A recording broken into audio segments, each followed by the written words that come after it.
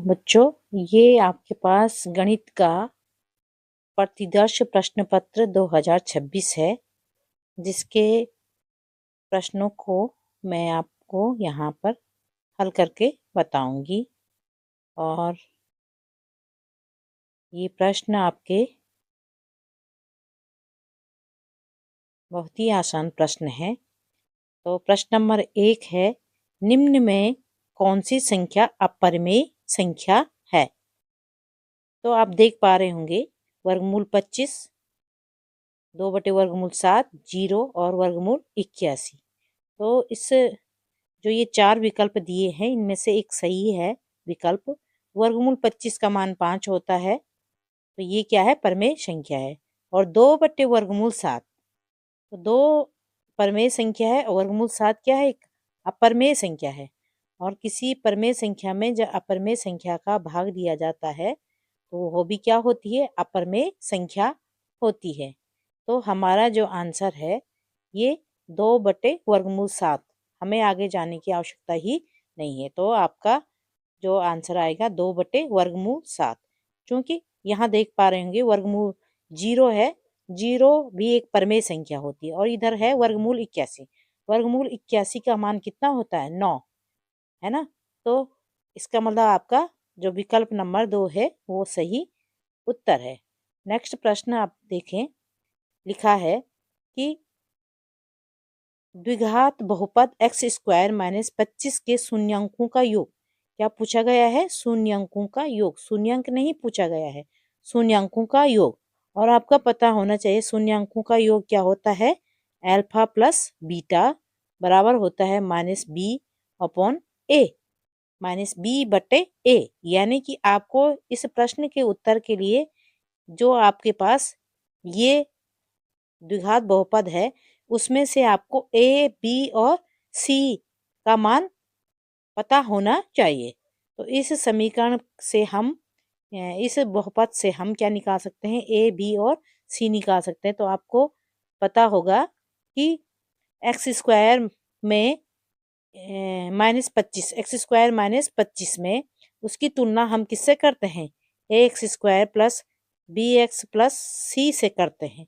तो x² का गुणांक क्या होता है? a। तो a का मान जो है x² का गुणांक कितना है? 1।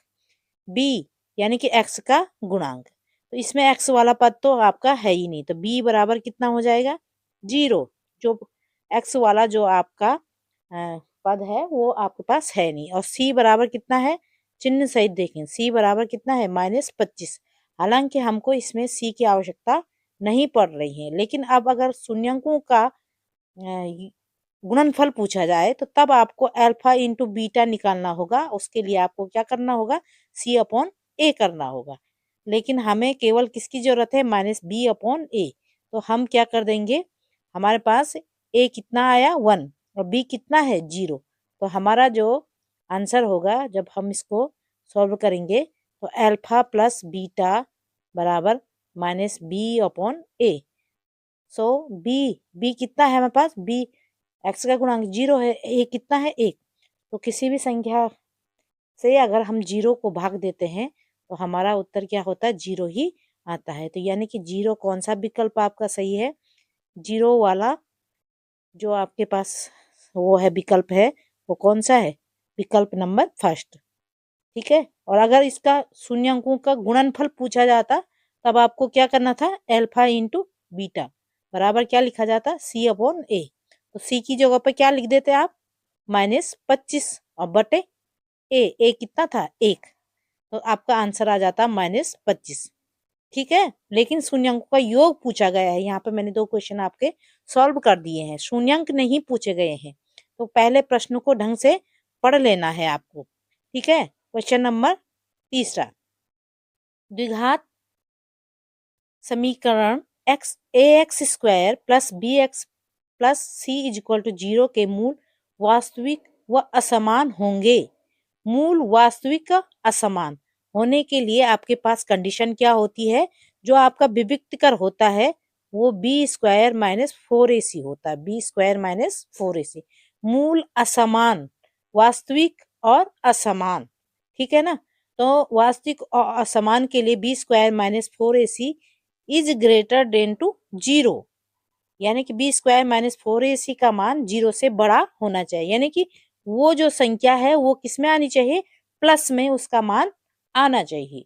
अगर माइनस में उसका मान आता है तो वो 0 से क्या होता है, छोटा होता है, तब मूल वास्तविक ही नहीं होते हैं।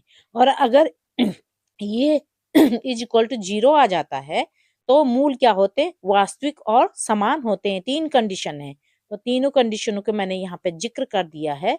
तो आपका आएगा ये कौन सा विकल्प है, B square minus 4ac is greater than to 0, विकल्प नंबर सेकंड, मूल वास्तविक और असमान होने के लिए। जो आपकी ये थर्ड वाली कंडीशन है वो मूल वास्तविक और समान के लिए है, ठीक है।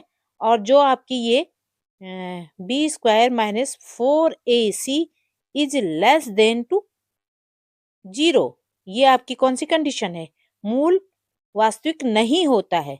और जो ये लास्ट है B square B minus 4ac confuse create करने के लिए दिया गया है। तो आपका जो राइट आंसर है वो कौन सा है, B square minus 4ac is greater than to 0, मूल तब क्या होंगे, वास्तविक और असमान होंगे।